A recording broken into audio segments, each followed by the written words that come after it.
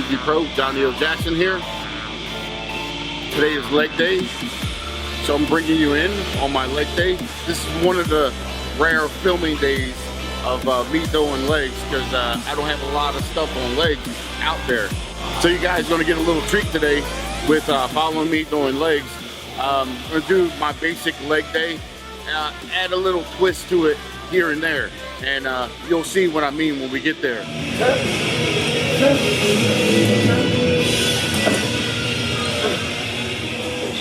As you can see, I start with lying leg curls.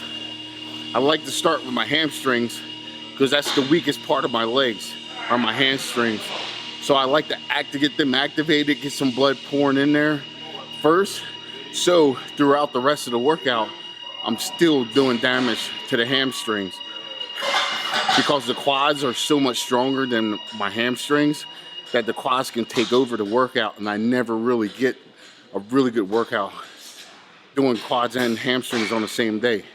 So like I said, I start with hamstrings first so I can eliminate my hamstrings not getting a full and good workout.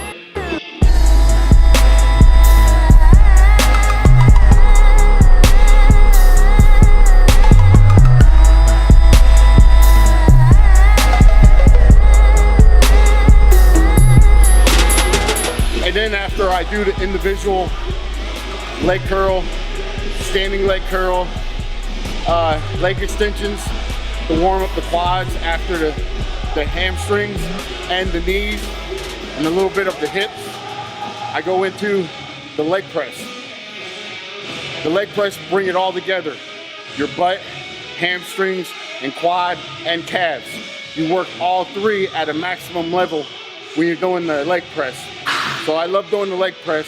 Also, while you're doing the leg press, you want to make sure you're focusing on your knees and pushing them out so they don't fold in. You want to make sure they're out. And then you want to focus on bringing your knees down to your chest. So as close as you can get your knees to your chest to get that really great stretch and all those group of muscles. That's what you want to do before you press back up. And when you press back up, you squeeze. And then squeezing or flexing at the top give you about 10% more into the workout, or 10% more blood pushed into the muscle to help you break it down and help for some growth.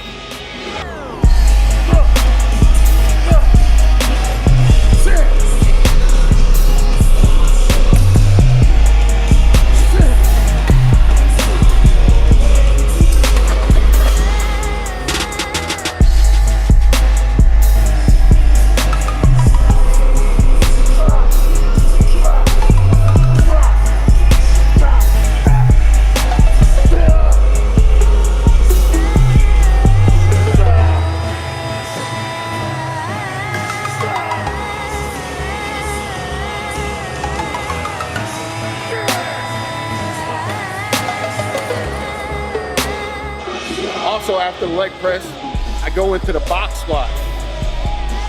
As you heard me, I said box squats and not regular squats. I turned to the box squats because over the last couple of years, I've injured my hamstrings and tweaked this and tweaked that on my lower body. So I didn't forget how to squat, but I was each week trying to figure out where my depth is.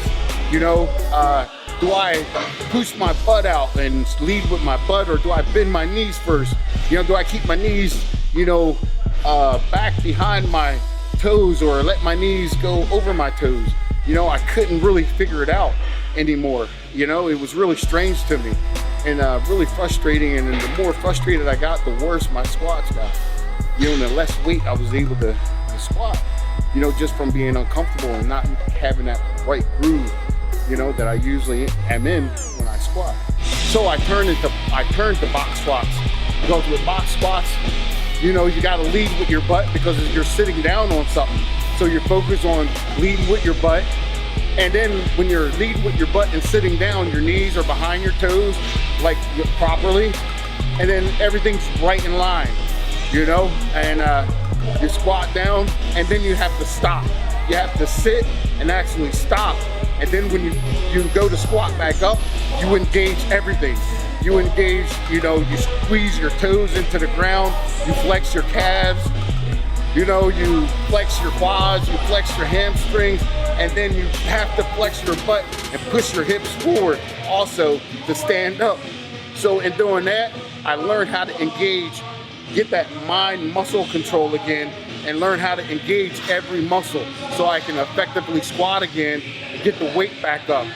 You know, so if you can't figure out, you know, where your squat is or where you should be or where that groove is for you to be able to squat correctly and do the weight that you need, that you want to do, then definitely do what I did, turn to box squats.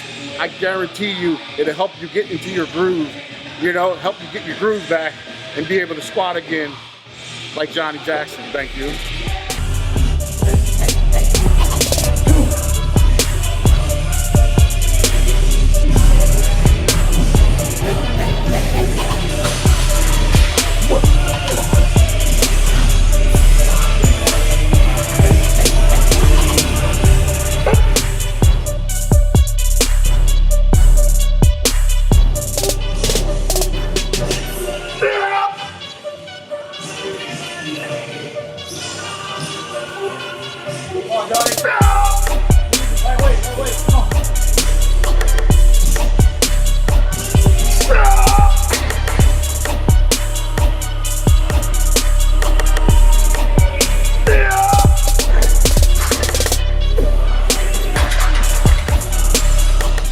And then I finish out half the squats with individual leg press.